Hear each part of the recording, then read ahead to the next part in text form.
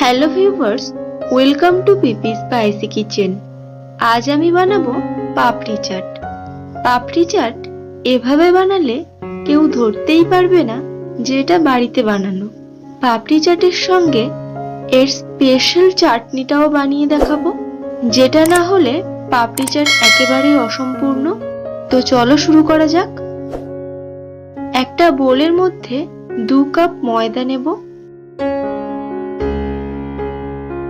এই ময়দার মধ্যে দেব স্বাদ মতো লবণ, আর দেব কিছুটা কালো জিরে, দিয়ে দেব 2 চামচ রিফাইন অয়েল। এরপর এগুলোকে ভালো করে মিশিয়ে নেব। ময়ামটা যত ভালো করে দেবে ততই পাপড়ি চাটগুলো খাস্তা হবে।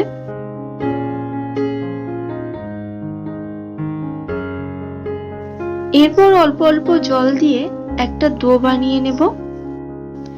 এই 2 কাপ ময়দায় অনেকগুলো পাপড়ি চাট হয়ে যাবে, যা তোমরা স্টোর করে রেখে অনেক দিন পর্যন্ত খেতে পারবে।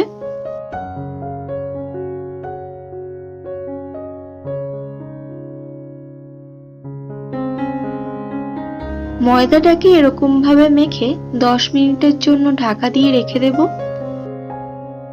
অন্যদিকে অল্প একটু তেঁতুল নিয়েছি, এটা পাকা তেঁতুল। এটাকে জল দিয়ে গুলে নেব।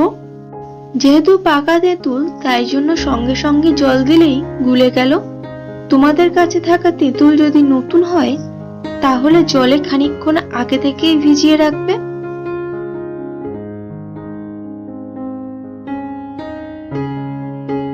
এটাকে ছেঁকে কড়াইতে দিয়ে দেব।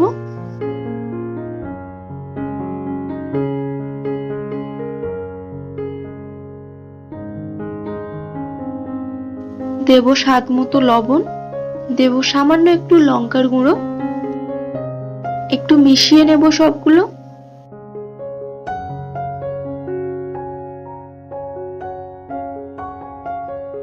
এরপর দিয়ে দেব 2 চামচ চিনি। এটাকে নেড়ে নেড়ে একটু গাঢ় করে নেব।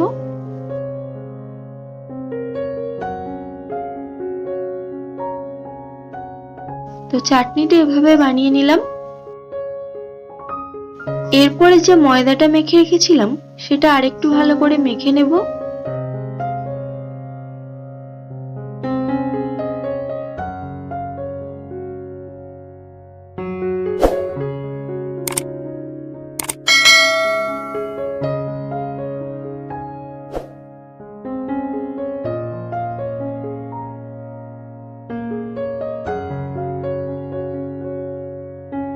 এটা থেকে বড় বড় 3টে লেচি করে নিলাম।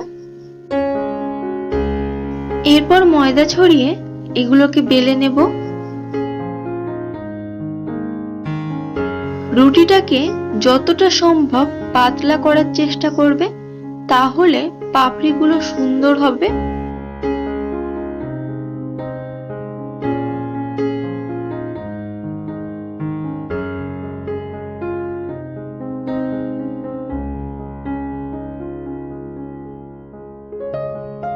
তো এরকম পাতলা করে বেলে নিয়েছি।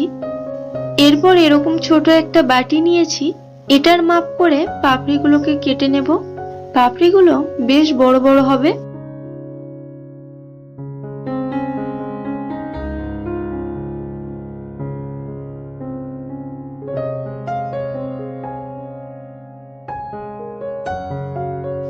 এরপর একটা কাঁটা চামচের সাহায্যে এগুলোকে এরকম ফুটো ফুটো করে দেব।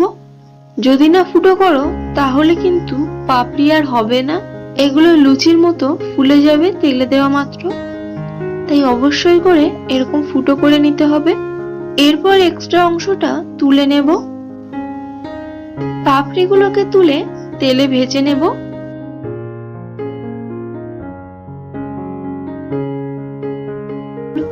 আঁচটাকে মিডিয়াম রেখে পাপড়িগুলোকে ভাজতে হবে, না হলে কিন্তু তাড়াতাড়ি লাল হয়ে যাবে আর খাস্তা মুচমুচে হবে না। উল্টে পাল্টে ভেজে নেব।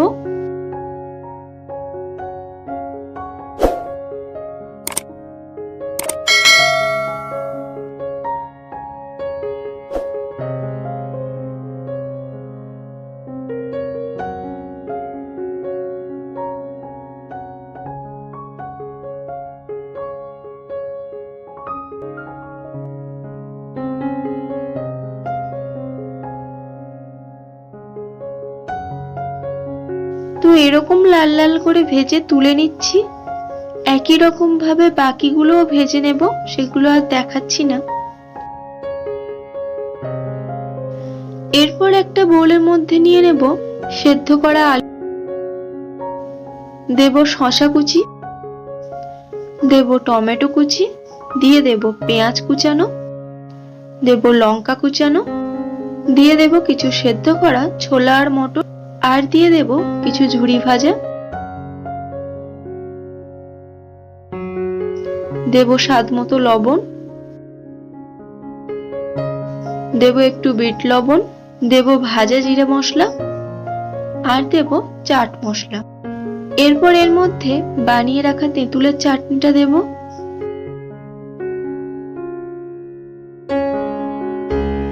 তারপর এটাকে ভালো করে মিক্স করে নেব।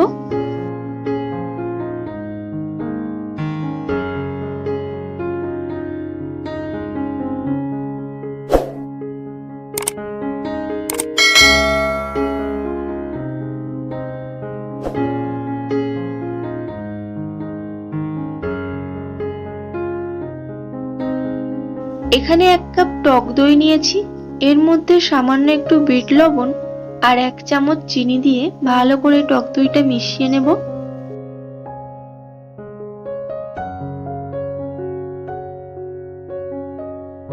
এরপর পাপড়িগুলোকে তেঁতুলের চাটনিতে হালকা একটু ডুবিয়ে একটা প্লেটে এরকম ভাবে রেখে দেব। এরপর উপর থেকে আরো একটু তেঁতুলের চাটনি দিয়ে দেব।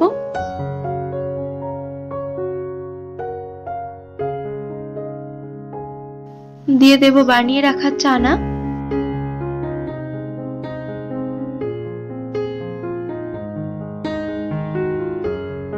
দেব একটু টমেটো কেচাপ, এবার উপর থেকে দেব টক দই,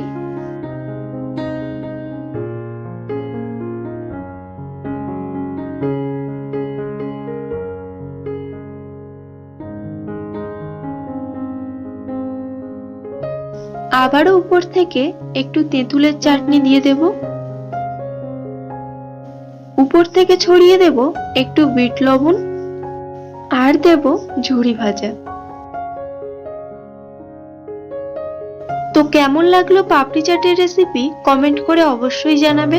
ভালো লাগলে একটা লাইক, আর চ্যানেলে যারা নতুন তাদের কাছে অনুরোধ রইল চ্যানেলটিকে সাবস্ক্রাইব করে পাশে থাকার। সবাই ভালো থাকবে, আবার ফিরবো নতুন কোনো রেসিপির ভিডিও নিয়ে।